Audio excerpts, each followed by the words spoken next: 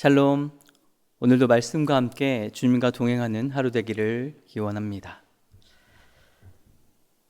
생명의 근원이신 하나님 아버지, 새벽 일시들이 대지를 적시듯 주님의 말씀이 우리의 마른 심령을 촉촉히 적셔 주시옵소서.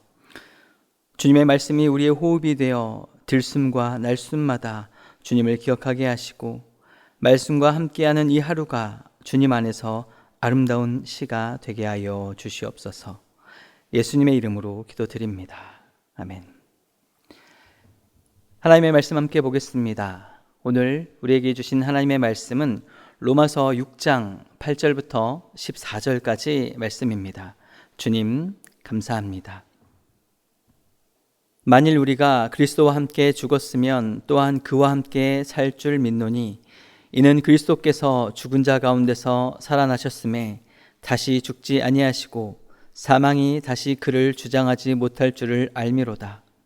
그가 죽으심은 죄에 대하여 단번에 죽으심이요 그가 살아계심은 하나님께 대하여 살아계심이니, 이와 같이 너희도 너희 자신을 죄에 대하여 죽은 자요 그리스도 예수 안에서 하나님께 대하여 살아있는 자로 여길지어다. 아멘. 경제학의 아버지로 불리는 아담 스미스는 보이지 않는 손이라는 유명한 개념을 이야기했습니다.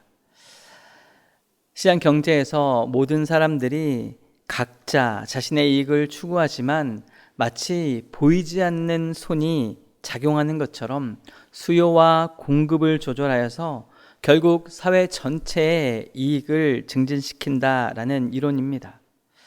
우리는 그 손을 직접 볼 수도 만져볼 수도 없지만 그 손 영향력 아래 살아가고 있는 것이지요.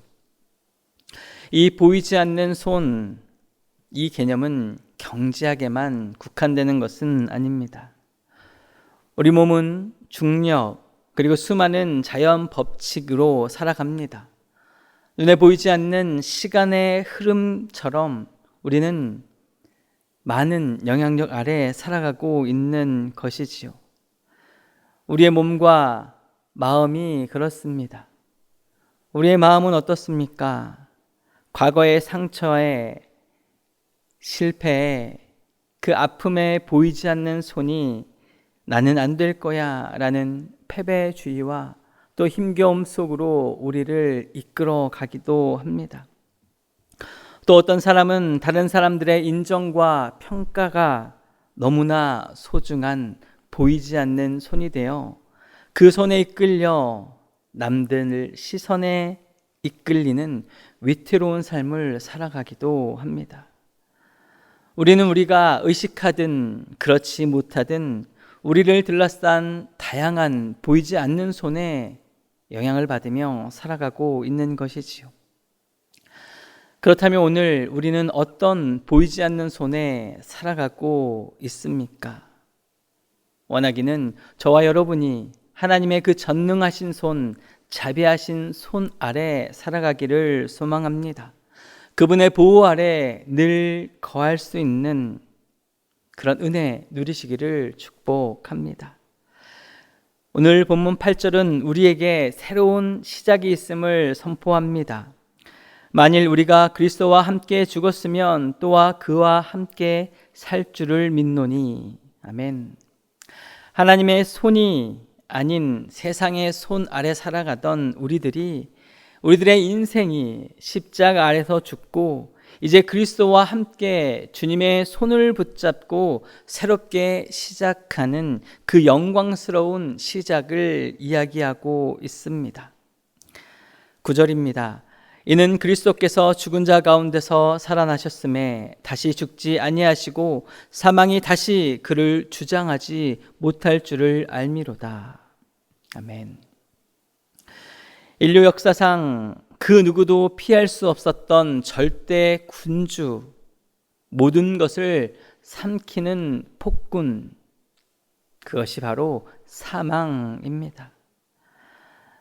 오늘 성경은 이 사망이 우리를 주장한다 이야기하고 있습니다. 이 주장한다의 의미는 사망이 우리들의 주인이 되는 것을 의미합니다. 주장하다, 완전히 지배하다라는 뜻을 가진 강력한 단어입니다. 오늘 성경은 사망이 우리를 주장할 수 없게 한다, 주장하지 못할 줄 알미로라 라고 분명히 이야기하고 있습니다. 우리에게 주시는 새로운 생명은 사망이 다시 주장할 수 없는 부활의 주님께서 보증해 주시는 생명임을 오늘 성경은 우리에게 이야기합니다. 예수 그리스도 앞에서 그 권세는 완전히 힘을 잃었고 폐위된 왕이었음을 선포하고 있는 것입니다. 이 사망의 폭군에서 우리를 해방시키셨다 선포하고 있습니다. 영원한 생명의 왕의 손에 우리는 붙들린 존재인 줄 믿으시기 바랍니다. 그렇다면 이 고단한 나의 일상 속에 하나님의 은혜를 어떻게 누리며 살아갈 수 있을까? 오늘 11절 우리에게 말씀하십니다. 이와 같이 너희도 너희 자신을 죄에 대하여는 죽는 자요 그리스도 예수 안에서 하나님께 대하여는 살아있는 자로 여길지어다. 아멘. 하나님은 우리의 구원을 믿으려고 애써봐라 라고 하지 않으십니다. 그런 감정 훈련하라고 하지 않으십니다. 그렇게 여겨라 라고 말씀하시지요. 살아있는 자로 여길지어다 라고 명령하고 계십니다. 여기서 이 여기다 라는 동사는 마치 회계사가 그 장부에 한치의 오차도 없이 정확하게 그 숫자를 기입하는 것처럼 객관적인 사실에 근거해서 그것을 인식하고 계산하고 그런 결론으로 그 결론에 대한 진실을 믿으라 라고 말씀하고 있는 것입니다. 하나님은 우리에게 우리가 그 생명 아래 있는 사람이라 말씀하시고 보증한다 하셨지만 우리는 우리를 너무나 잘 알고 있습니다. 죄를 거부하고 우리 자신을 하나님께 드리는 삶으로 살아가기로 결단하지만 번번이 넘어지는 우리의 모습들을 마주하게 됩니다. 우리의 힘으로 우리의 결심만으로는 부족하다라는 것을 너무나 잘 알고 있습니다. 그러나 우리 하나님은 나보다 나를 더 잘 아시는 분이십니다. 때문에 하나님은 우리에게 이 명령의 마침표를 이렇게 찍어 주십니다. 14절 말씀입니다. 죄가 너희를 주장하지 못하리니 이는 너희가 법 아래에 있지 아니하고 은혜 아래에 있음이라. 아멘. 이 모든 명령의 마침표를 우리의 결심이 아닌 하나님의 위대한 약속으로 방점을 찍습니다. 이것이야말로 복음 중에 복음인 것이지요. 죄가 우리를 결코 다시 지배하지 못할 것이라 하나님은 약속하여 주십니다. 어떻게 이런 일이 있을 수 있습니까? 우리를 다스리시는 그 보이지 않는 손, 그 손이 바뀌었기 때문입니다. 우리를 다스리던 사망과 죄악의 법에서 이제는 하나님의 법, 은혜의 법 아래에 우리를 인도하셨기 때문입니다. 은혜 아래, 하나님의 그늘 아래 하나님의 백성이 되었다라고 말씀하여 주십니다.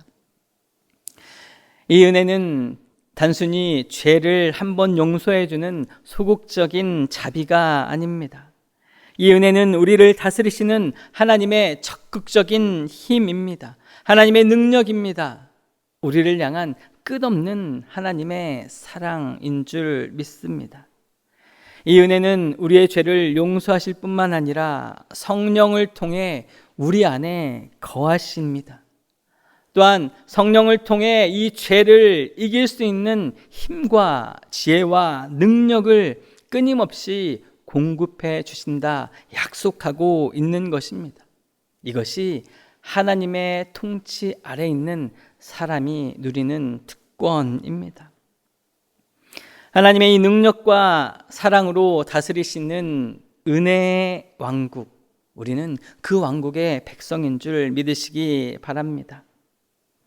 하나님의 이 은혜, 우리가 하나님의 자녀된 것은 나의 감정으로 바뀌는 것이 아닙니다. 오늘 컨디션이 안 좋으면 하나님의 백성이 아닌 것이 아니라는 것입니다. 그리스도께서 십자가와 부활로 이루신 그 영원히 변치 않는 그 은혜가 우리 가운데 있음을 믿으시길 축복합니다. 매일 아침마다 선포하시면 참 좋겠습니다. 나는 은혜 아래 있는 하나님의 자녀이다. 하나님의 은혜는 마음껏 죄를 지어도 괜찮다는 허가증이 아니지요. 오히려 우리가 죄를 이기며 거룩하게 살아갈 수 있도록 하는 하나님의 그 능력의 원천임을 기억하시기를 축복합니다.